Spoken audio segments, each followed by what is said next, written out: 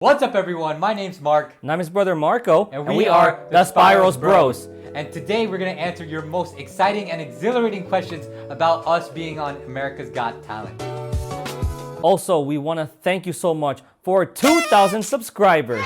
And if you have not watched our AGT audition, you can click the link down below. Anyways, today we asked you on Instagram, what do you want to ask us? And we're going to answer all those questions today. So if you want to connect with us and follow us, our Instagram name is Spyros Bros. Without further ado, let's get into the first question. Meme as a 45 asks, how did it feel to get through the auditions? Getting through the auditions is a miracle. It's unbelievable and it's such an amazing feeling. And when the judges stood up for us and the crowd stood up for us, we felt so much acceptance and love. It was very overwhelming, down on my knees, in huge tears of joy, jumping off the stage because of jumping for joy, of course. I got that final validation of our talent and our success. And just for you guys to see our videos with such beautiful comments and beautiful support, and all of you who subscribe to our channel, it just means the world to us because that's changed our lives. How did I feel getting through the auditions? I felt like shit, bro. Because after we performed it live, I did not sleep the whole night. Like, I was just too busy thinking about it. When it aired again on TV, I didn't sleep the whole night either. I was really occupied reading all your fantastic and amazing comments. And yeah, so like obviously like it feels amazing, but like in actuality, I just felt like crap the whole day because I had no sleep. But it was a good feeling. It was like a drug. But now we're a lot more motivated, of course. Thank you so much. All right, next question. Okay, AGT fans, what are your phobias? Well, that's kind of secret. Well, for me, one of my phobias is stage fright. Why do you think I didn't get interviewed on stage? No, of course I'm kidding, man. I don't got no stage fright. I have trypophobia. Oh, trypophobia. Yes, yeah. We have trypophobia. And what is this thing called? He doesn't know the name of his phobia. That's why. Oh, when you like to scratch? I already said that. Trypophobia. Okay. Well, you gotta explain that. No, I'll just show the images. No, chill. Don't show any of those pictures. I will scrape on your channel. I will scrape your channel. I'll scrape our channel. Fear of what? What do you call it? How do you define it? Fear of scraping stuff. So we have trypophobia, that's for sure. And spider, bitch. Arachnophobia. Arachnophobia. Yeah. I don't have arachnophobia. Can we Mark get it? He doesn't have arachnophobia. How old were you? Spider? We were just screaming last night.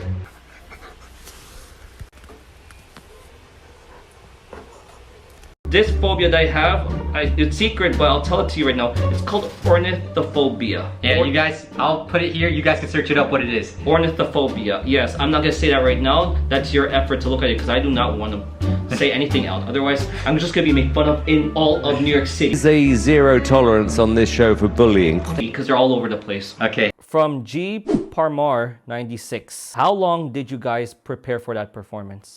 We prepared for this AGT audition, this performance specifically, for 2 months. And for the 1 whole month, we were just composing the routine. We were editing the music, remixing the music, adding sound effects, adding tricks, removing tricks. And it took us 5 whole drafts to finally get to this final result on AGT. Also, I have to mention that we performed this exact routine 3 times for the public, so we get to know what their reaction is before we actually perform in front of AGT. We definitely could have used more time to compose this routine, but because of the Taal volcanic eruption, we had to evacuate from our home and live somewhere else. But after all the dust cleared out, we were able to go back home and actually perform our AGT audition in front of the Taal volcano victims, and they were super happy and they were super entertained, and we are also happy to do that for them.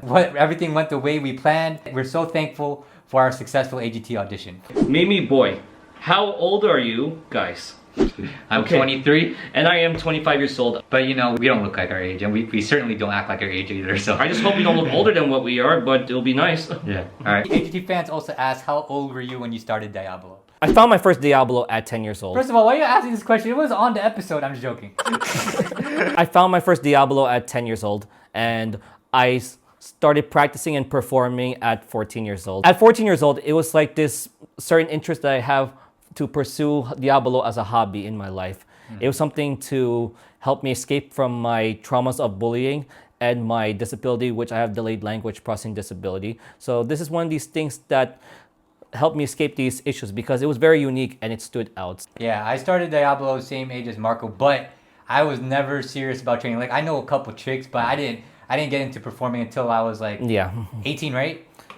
18? Yeah, it was it Yeah. 16. No, 18. 16. 16. Well, yes. When we joined Pinasika at 18. At 18 years old, like that's when we had the name Spyros. But that's another question for another day. Tyler Kupfer asked, were you expecting all of the judges to give you a yes? Was this before or after our performance? Because after our performance, definitely. If everyone's standing, Yes. yeah, of course we're gonna After expect it. performance, we knew we were gonna get yeses without a doubt. No one gives a no while Imagine standing up. and they say no. No, that has never happened in history. Guys, like I said before, we had to perform our audition 3 times live before AGT. So we know the natural reaction of people. So yeah, we knew that this is a killer performance and we just had to execute it perfectly. The real Ron Fabros. How will the show progress with the current pandemic? Well, actually, honestly, everything's just up in the air right now. Well, definitely for sure, the show must go on. Camille Bangog asks, where's Alma? Alma is our sister. Alma's our youngest sister. Yeah, and everyone's expecting her to be in the AGT audition, but she's busy with nursing school. And does she have interest in the Diablo? Not really, but we Not so tried. far. We tried to convince her, but you know, if a lot of people comment for a third member or a girl member, just let us know, and we'll show her this video. I had a hard time convincing him to join. Yeah. It took about 3 years. Yeah. It took about a good 3 years to convince you to finally join me. But we have teased on Instagram that we do have a secret third member. Yep. Ooh. Onsi Timon. Where is Heidi? You are fabulous. I really like your act. Great. Wow. Oh, thank you so much. Oh, thank you so much. And Heidi was sick that day, unfortunately. yeah, if you missed the episode, Heidi was sick. And a lot of people are asking, will our performance change because of Heidi's absence? I don't know. Nah. Yeah, we'll have to see in the next round. We'll have to see in the next round. Yeah. Irma asked on YouTube, what are the dangers of playing Diablo? How did you keep yourself safe from possible injuries? Hope it never happens. It didn't happen to us, but it did happen to... But It did happen. Marco, you explain the scar in your nose. Okay. Okay, I was 10 years old when this happened. I was 10 years old when this happened. I was playing Diablo in my house, you know, throwing it up. Then didn't realize that the yo-yo in the ceiling hit the light fixture, and the light fixture fell, and then it cut my nose here. If you see this permanent stitch mark that I have here, that comes from just pressing Diablo, and that's why I haven't pursued Diablo until I was 14 again. I thought it was stupid, and it cost us money. Yeah, I remember that day, our dad was at work, and Marco's nose was bleeding. He had to come home from work. It was a super emergency, right? Right, Dad? Yeah. Actually, the tricks that we performed on the AGT stage, you know, it looks easy to the eye, but they are very, very dangerous. Like I remember one comment saying, "What if the Diablo actually hit the judges? Number one, you'll actually really get hurt because it's coming at you fast and it's spinning. So imagine it's like a Rasengan. It's a Naruto reference, but like basically, but Okay. yeah, it will hurt. Okay. And I do have a history though. Fortunately, we haven't had one accident through those moves at all, and it's because of the large amounts of practices we've done. It's the practice. We even simulated it through trees, through glass objects. we pretend any object's a person, Yes, and it kind of works. even but- if the object is breakable, which motivates us to be careful. No, actually, yeah, that did happen. We practiced with one of our cameras on a tripod, and we hit it, and we actually broke a camera. So Did we really broke a camera? just saying for dramatic effect. Okay. Got it. But yeah, we want to emphasize that you cannot execute these tricks on the big stage with pressure unless you have hours and hours of practice. Remember the 10,000 hour theory. We practice 48 hours a day doing this. You can't practice 48 hours a day. There's only 24 hours. 4 to 8. Okay, there we go. 4 to 8. 4 to 8. 4 to 8 hours a day. All right. But yeah, that last trick that we showed, the throw of the judge's head, it takes a lot of precision, a lot of speed, and the result of that comes from hours and hours and hours and hours of practice. And you just can't, there's no excuse. You must practice every single day. It's Elijah Wright asks, what inspires you the most, and how does it help you to develop into a better person?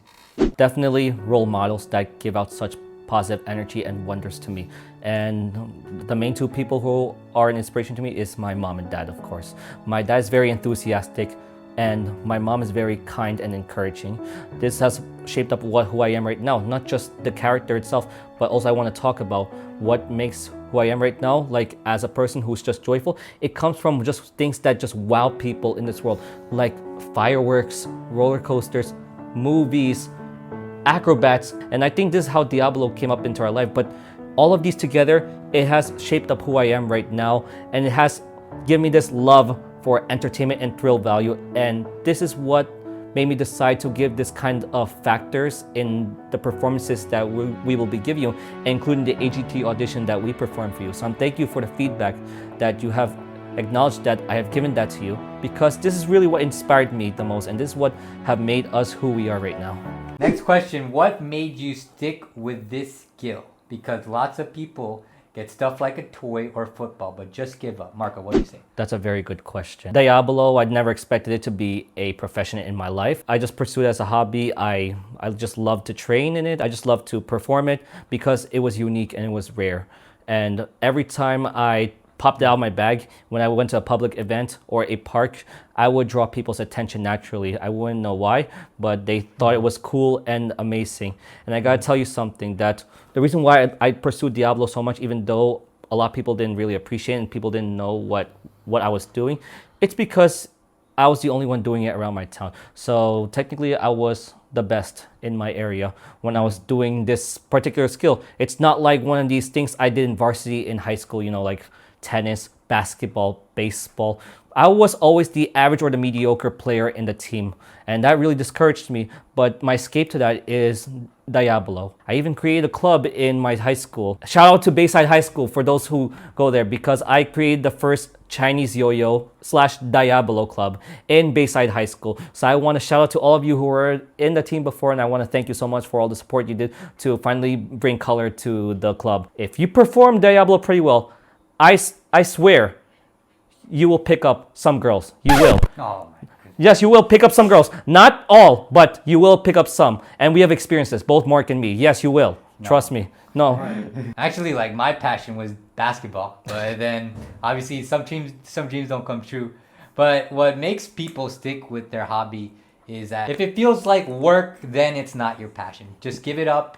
Or not actually give it up, but I mean, like, no. Just find something else that you love to do. Yes. Of course, besides this, like, one of my passions is starting a YouTube channel. I have a vlog channel, which is kind of successful right now, and I'm transitioning that passion into this channel. Well, I'd just like to remind you guys, a passion is, I don't care how good or bad you are at it, if you love doing it, if you are really into improving, if nothing will stop you from doing this, what you love to do, then that's your gift. Next question, Sam X Ann asks, what were your thoughts before, during, and after the performance? We're going to answer before and during. So Marco, what were your thoughts? Before, anxious and doubtful.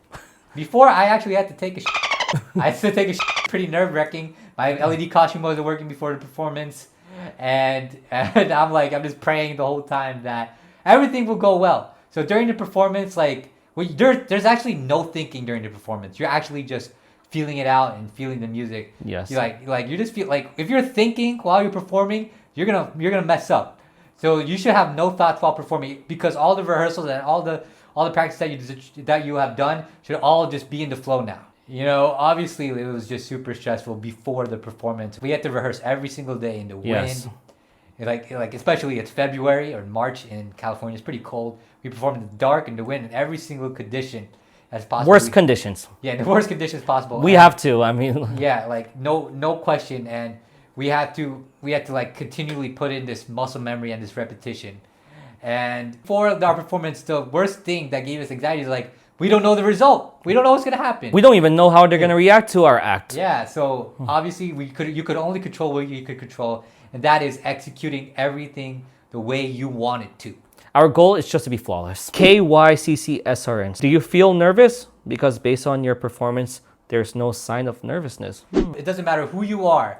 If you're Kobe Bryant, Michael Jackson, the greatest performers, we all get nervous. It's a natural human reaction. But the question of that is, how do you control the nerves? How do you deal with it? Yeah, for me, if you could notice throughout the performance, I was screaming and yelling, and that's how I control my nerves. I feel the energy of the crowd and I go with them. And screaming It's like letting out my nerves. And actually, to have the experience of learning how to control your nerves, you have to go through pressure experience. So before we went to America's Got Talent, we actually performed on TV and internationally, and we did fail. We did fail. We know what the end results will feel like if you do not perform successfully. Before the stage, I'm very nervous. I'm shaking. My feet can't move. But once the director says, all right, Marco, you're right on. All my nerves start relaxing, and I start feeling this adrenaline of excitement. Also, to control your nerves, besides being experienced, one of the techniques we use is we pray. Whatever spiritual technique you use, we pray that everything will go okay, that no one goes hurt, and our performance will go the way we imagined it. Yes. Also, we have this breathing exercise. So you inhale for 5 seconds and you exhale for 5 seconds. This lets you control your heartbeat. And that's where most of the nervousness comes from, right? If you can't control your heartbeat, you can't control the muscles of your body. First, most and foremost, if you get nervous and you're about to perform, the first thing that's important is visualization. Yeah, you're right. If you can't visualize what you're going to be doing on that stage, it's going to come to an unexpected outcome that you for sure will not be satisfied with, and the audience won't be satisfied. As you know, I'm a basketball lover, and if you watch The Last Dance, one of Michael Jordan's technique of how he controls his nerves during the finals is he sits in a corner by himself and he just isolates himself and visualizes exactly what he's going to do step by step. Yes. So that's important to visualize. You guys were amazing. It looks like you've been following AGT for a while. I'm wondering, who are some of your favorite winners and which act inspired you from past AGT? If you have watched our intro story, I have mentioned that Kenichi Ibina is my favorite AGT champion. He's a very big inspiration. He's a big part of the reason why our acts look like what they are right now. For me, my favorite AGT artist is probably Light Balance. And even though they're not a champion. Yeah, even though they're not a champion, but as you can tell, who do you think my costume was inspired by? Last things we'd like to say about our favorite acts is that they are our favorites because in each one of their performances, they have a story. Like, think about it. Your favorite movie has the best story. Avengers Endgame, for example. But pay attention. If you go back to our AGT audition, it has a very compelling story. Story is key. Yeah, if you listen carefully to the lyrics of the music that we were performing to and how our moves were choreographed to the lyrics of that music, you will understand the story behind the act we did.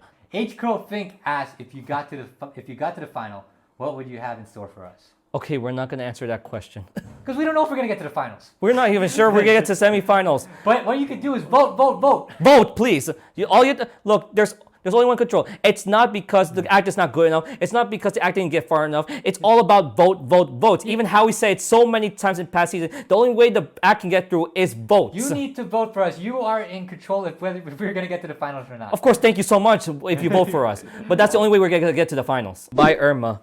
Just curious, did you rehearse throwing the Diablo from stage to audience judge's seat without other contestants seeing? It's amazing how you made that work. Oh, thank you so much. Thank you so much. And by the way, we did have to rehearse on stage with some of the contestants seeing. Yes. But with the contestants seeing, one of the contestants' mother said, "Damn, that's a hard act to follow."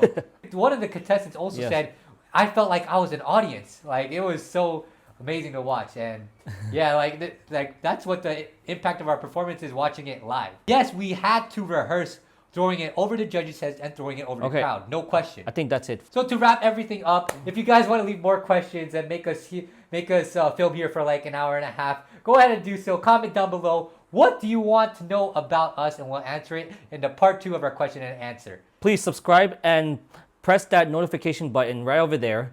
And oh wow, he's getting used to that YouTube thing, guys. And also, you can find more exclusive content on our Facebook. We're gonna upload our radio interview with Star Radio, the biggest radio in the Philippines there. And we'll see you in the next video. Bye-bye.